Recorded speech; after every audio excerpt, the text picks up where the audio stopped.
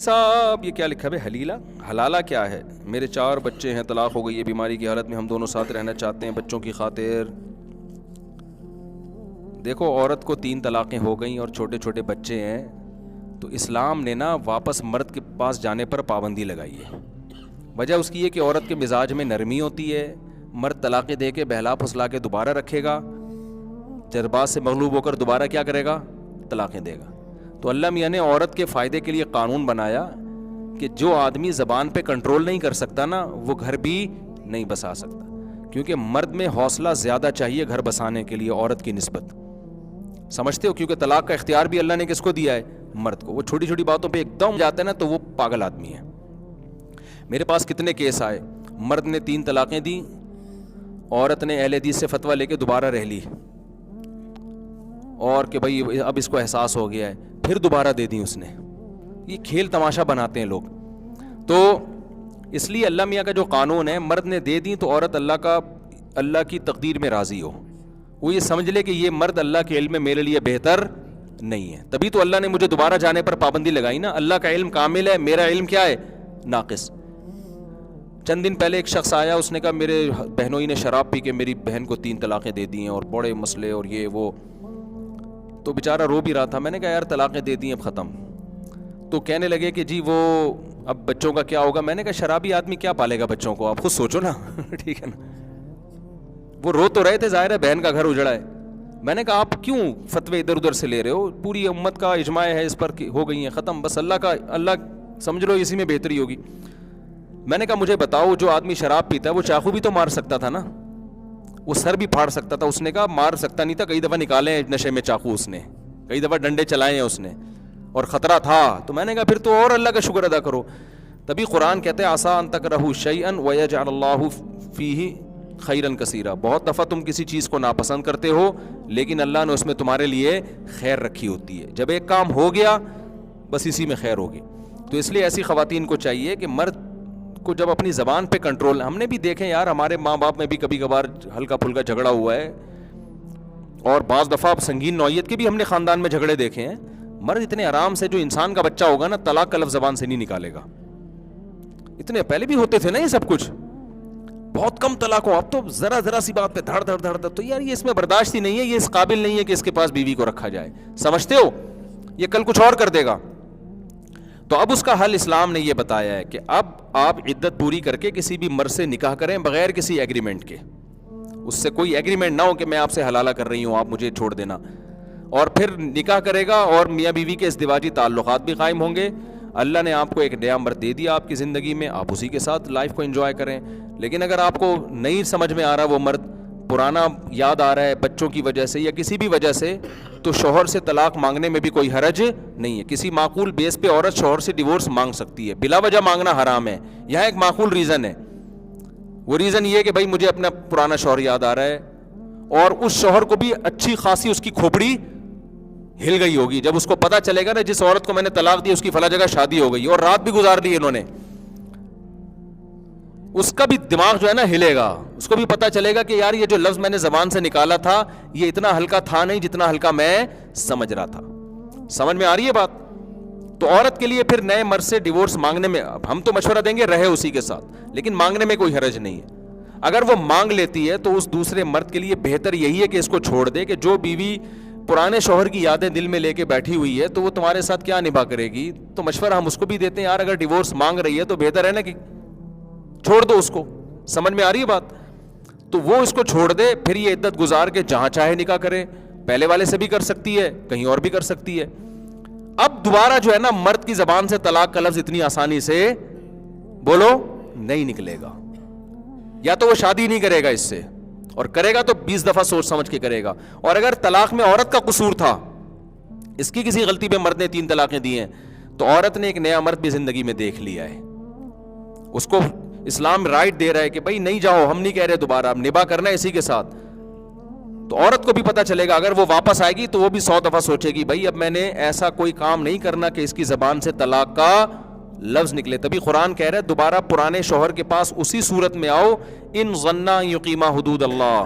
پرانا آدمی بھی اپنی پرانی بیوی سے نکاح یہ سوچ کے کرے کہ میں اللہ کی حدود پہ قائم رہوں گا، اور یہ عورت بھی اپنے پرانے والے کے پاس جا رہی ہے تو پہلے سوچ لے کہ اللہ کی حدود پہ قائم رہ سکتے ہو کہ نہیں رہ سکتے تو نہیں مت جاؤ. اب اس کو ہمارے بعض اہل حدیث بھائی کہتے ہیں یہ حلالہ بغیرتی ہے. بتاؤ جس چیز کے قرآن و سنت اجازت دے رہا ہے یا ذکر کر رہا ہے وہ بغیرتی ہو سکتی ہے؟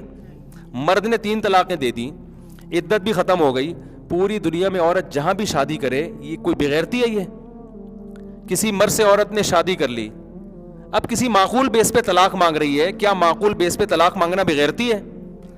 بولو نا. پھر اگر وہ مرد معقول بیس پہ طلاق دے رہا ہے اس بیس پہ کہ یار اس کے بچے اس سے ہیں تو یہ زیادہ کمفرٹ وہی ہے, تو کیا یہ طلاق دینا بغیرتی ہے؟ بولو نا.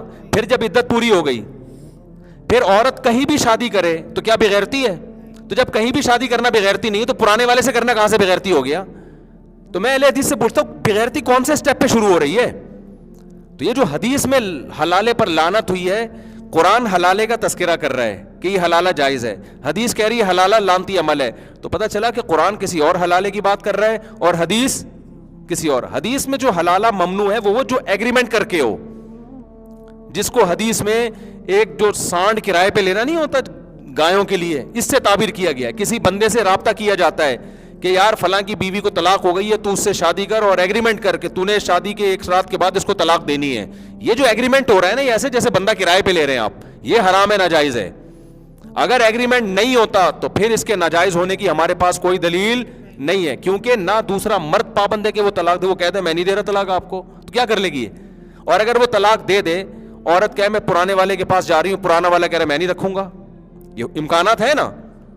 اور یہ بھی ممکن ہے کہ عورت ہی طلاق نہ لے. کتنے ایسے واقعات ہوئے, عورت کے دل میں نیت تھی کہ جب میں دوسرے مرد سے نکاح کروں گی تو میں جو ہے نا 1 رات کے بعد طلاق لوں گی, لیکن عورت کو وہ مرد اتنا اچھا لگا, سمجھ میں آیا اس کو, اس نے کہا بھائی جب میں نہیں لے رہی میں آپ کے ساتھ رہوں گی. بعض دفعہ مرد کے دل میں ہوتا ہے میں 1 رات کے بعد چھوڑ دوں گا, نہ وہ چھوڑتا ہے نہ عورت چھوڑتی ہے اس کو. تو اس لیے چونکہ اس کا سوسائٹی میں کوئی پابند نہیں ہے, تو اس لیے یہ والا حلالہ حرام نہیں ہے. سمجھتے ہو کہ نہیں سمجھتے؟ تو حلالہ حرام اور ہے, حلال اور ہے. باقی میں ان خواتین کو مشورہ یہی دیتا ہوں کہ بھائی جب 3 طلاقیں دے دی ہیں تو بس عدت کے بعد کہیں اور نکاح کرو, بس اسی کے ساتھ زندگی گزارو اور دوبارہ پہلے والے کو نہ دیکھو. بچے رول جائیں گے اس کا کیا ہوتا ہے؟ تو دیکھو صحابہ کے دور میں بھی طلاقیں ہوتی تھی, بچوں کا کیا ہوتا تھا؟ بچے میاں بیوی مل کے پالتے تھے. طلاق کے بعد بھی میاں بیوی بچوں کو مل کے پال سکتے ہیں. جب بچے چھوٹے ہیں ماں کے پاس رہیں, خرچہ باپ دیتا رہے گا, تھوڑے بڑے ہو جائیں تو باپ کے پاس آ جائیں. جب ماں کے پاس ہوں گے تو ہفتے میں 1 دن باپ ان کو اپنے ساتھ لے جائے, 1 رات 24 گھنٹے اپنے ساتھ گزارے اور چھوڑ کے ماں کے پاس چلا جائے. جو لوگ باہر جاب کرتے ہیں 6-6 مہینے بعد آتے ہیں نا اپنے بچوں کو دیکھتے ہیں, تو یہ بھی ایسا کر لے بھائی ہفتے میں 1 دن بچے باپ کے پاس رہیں گے اور 6 دن کس کے پاس رہیں گے؟ ماں کے پاس. اس دوران خرچہ کون اٹھائے گا بچوں کا؟ باپ اٹھائے گا. اور جب بڑے ہو جائیں 9 سال کے ہو جائیں اور لڑکا 7 سال کا ہو جائے تو اب الٹا کر دو اس کو, اب کیا ہے بچے باپ کے پاس آ جائیں اور ہفتے میں 1 دن کس کے پاس رہیں؟ ماں کے پاس. بعد میں بھی ایسا ہی ہوتا ہے, جب بچے بڑے ہو جاتے ہیں تو ماں باپ کے پاس ویسے بھی نہیں رہتے, کوئی مدرسوں میں رہ رہا ہوتا ہے, بچیاں شادیاں کر کے اپنے سسرال چلی جاتی ہیں. تو بڑے آرام سے تمیز سے اس مسئلے کو حل کیا جاتا ہے, لیکن تمیز مارکیٹ میں کیا چل رہی ہے؟ شارٹ. جیسی طلاق ہوتی ہے بچوں پہ کشتی. اور ہماری عدالتیں, اللہ مغفرت فرمائے ہماری عدالتوں کی, مرنے سے پہلے ہی مغفرت فرما دے اللہ ان کی, سسٹم ایسا ہے کہ اور لڑواتے ہیں. سسٹم ایسا ہے کہ کورٹ میں چلے گئے نا تو اب نئی جنگ شروع. جو تھوڑا بہت سلو کا امکان تھا نا, تمیز سے بچوں کے مسائل حل کریں گے, وہ تمیز مارکیٹ سے شارٹ, اور بڑے مسئلے کھڑے ہو جاتے ہیں. تو کورٹ میں مت جاؤ میرے بھائیو. جب کوئی جھگڑا ہوتا ہے نا علماء کو حکم بناؤ, بڑی تمیز سے بڑے بڑے مسائل حل ہو جائیں گے.